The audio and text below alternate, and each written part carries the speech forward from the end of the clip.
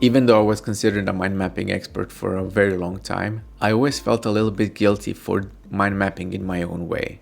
I knew a little bit of theory and I followed my intuition and it worked well enough, but I always wondered, is there something more? Am I missing some mind mapping benefits because I don't know all of the theory? So I did a deep dive to settle this once and for all, and my answer is yes, there is something more, but not what you would expect. Let me explain. Hey, I'm Casper, I'm your creativity mentor, and this is Creative Demo, a project all about democratizing creativity. That means giving you the right tools to learn creativity as a skill without any talent required. Today, we're talking about mind mapping, and I believe that we can all benefit from mind mapping and believing that we're creative, and I think you should too. I'm making a promise to you that after you've seen this video until the end, you'll know what's my number one reason why I swear by mind maps almost on a daily basis. What are some different schools of mind mapping? Each brings their own principles. Which principles to use and when, so we'll go through some examples of good and bad mind mapping, and how to decide for yourself which principles to use and when, because sometimes they can be a little bit contradictory. Let's start with my reason why I swear by mind maps. When I'm starting a new creative project, I often feel a bit overwhelmed because I don't know where to start and I see all the work that's ahead of me and it just feels like an insurmountable mountain, and my mind goes directly into the details because that's where I feel most comfortable. But I recognize that I need a full picture of what the challenge is, what the idea is, and what it consists of, what comes before, what comes after, basically to make a whole story of that idea before diving into the details. And making a mind map really helps me get that bird's eye view. Next to mind maps, my second favorite rule to kickstart your creative process is to choose your words carefully that you say to yourself. So, for example, instead of saying, I need to make a strategy for this, which could trigger feelings of overwhelm, use the words, I need to make a plan for this one, which already seems much smaller and quite doable. And that's how my each new idea starts. I say, let's make a plan, and I make a mind map out of it. And then when I get into it, I feel very liberated, empowered, and assured that I'm not rushing into the details, but I'm taking a holistic approach. Now, let's dive into the theory.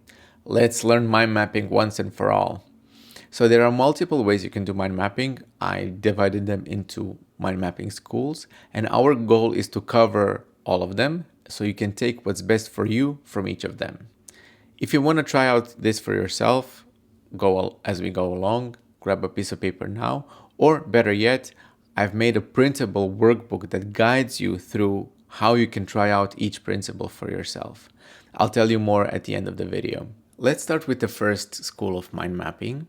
It has to be Tony Buzan because he is generally considered to be the father of mind mapping, and he has a very interesting way of looking at it. You can make a Tony Buzan style mind map by placing your central idea in the middle and then radiate outward these curved branches that are representing each section of your idea. It's also a good idea to color code them so you help your brain remember these items by color and by their position. For example, I know that the challenges in this mind map are on the top left, but also that they're blue. It's also a good idea to add images. You can draw or you can paste them from somewhere if you're making a digital mind map. And it's really cool to show some relationships here. For example, I've shown that from the blue challenges, they turn into learning, and that's how you get into the evolution part. The whole point is to still keep it clear. Tony says ideally you take one word and place it on each branch, but sometimes I also like to break this rule. The whole point is to keep the mind map very clear, so at one glance you know and remember, if you made it, you know what this is about. Let's look at an example of another mind map I made in Tony Buzan style. So the topic of this one is Emma's birthday party, and then we have different categories branching out in that are also color coded. So who are the guests? There's people we're inviting from the family side, her school friends and her friends from sport. Then we also mapped some activities that we can do at her birthday party, where her birthday party is going to be. So we know it's going to be outdoors, but still we have options to go to the park, beach, etc. And then food and drinks, even though it's two different categories, I've intentionally color coded them in the same color because they are kind of the same category. So what's great in this mind map is that it mimics how the brain works. It's very simple, so it's easy to remember, and colors also help with the memory part. But it could use a lot of other things. So for example, there are no relationship links. I don't see any flow in this mind map, meaning that I don't know if I should read the guest list first or should I go into food and drinks. There's no pictures, no diagrams, and in general, I'm lacking a little bit of creativity here. It's just a very basic mind map. The second school of mind mapping is concept mapping, which goes away from the brain, the colors, and the creative side, and focuses more on the structural, more pragmatic side of mind mapping. The aim is to spot what are the relationships and hierarchies between our concepts. We're trying to spot patterns, solve problems, and spark deeper insight. So if you look at this example that I made, I've started with laying out the concepts almost randomly, but then as I was writing them, I saw that there's kind of a logic to it. So this is where we introduce flow. You see that your creative voice is shaped by your personal style, and your personal style depends on your strengths and skills, and your strengths and skills are crucial for your evolution. So you see this arrow that's curving up. This is our main level of the hierarchy, and then you have inspiration, challenges, experimentations, and types that are kind of from the second level feeding into the first one. So again, how to do concept mapping: you pick your central idea, figure out what your main branches are, and then make the connections. The connections are one of the most important things, and also hierarchy should be highlighted. Still, feel free to use your creative side. For example, I use this visual cue of an arrow very spontaneously, but it's really good because concept mapping is also all about making it directional. So you, at one glance, you already see which direction you're supposed to read this mind map. Let's look at another example of a concept map.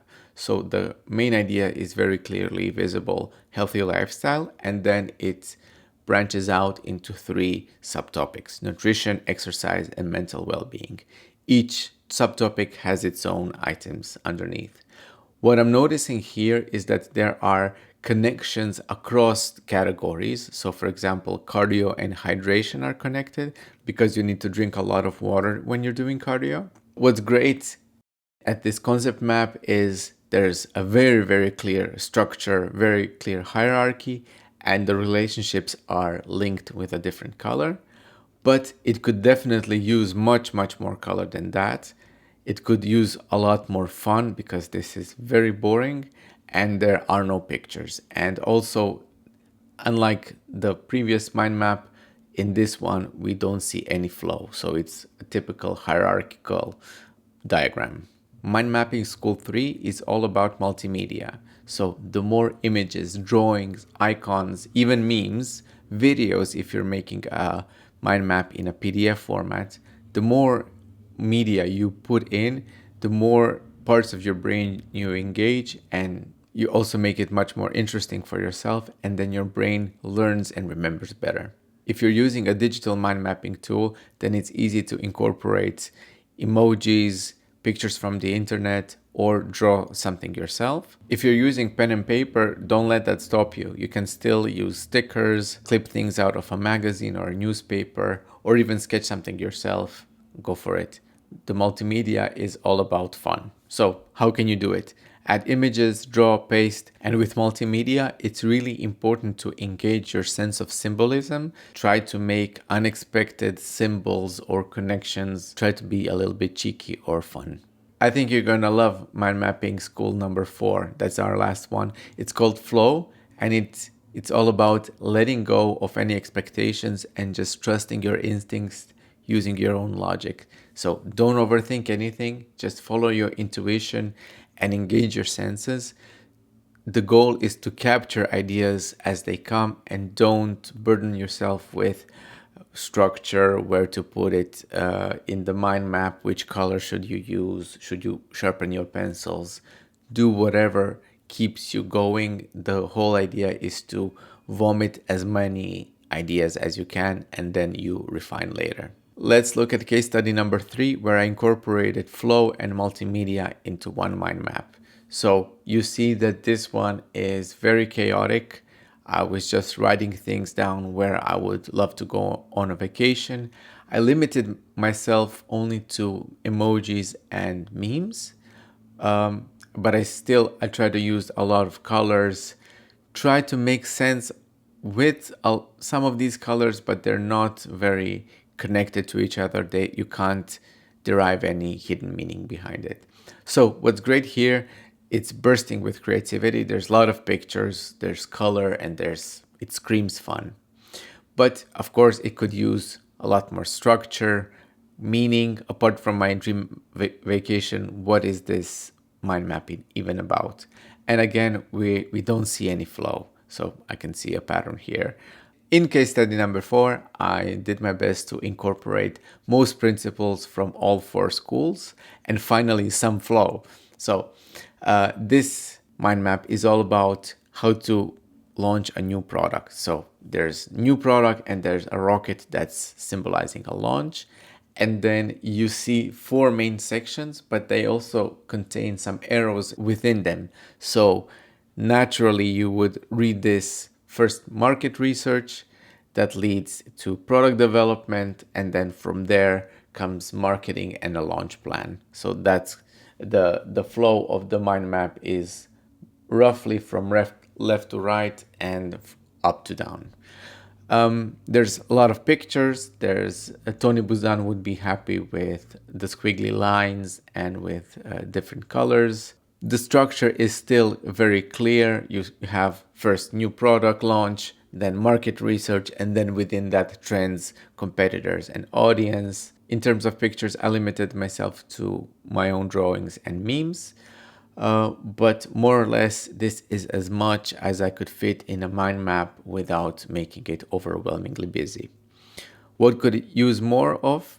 I wrote a cheeky line here: your unique approach and your magic touch. Basically, make your own rules and see what works for you. In the could use more of section, I left it up to you to not to take this as the best mind map, but the best mind map that I came up with for this particular topic. Your unique approach and your magic touch will be a make or break moment for your topic and for your mind maps. I bet your mind is still buzzing with all the things to remember: hierarchies, connections, flow, multimedia, but also don't forget to have fun. It's a lot. But I have some good news for you.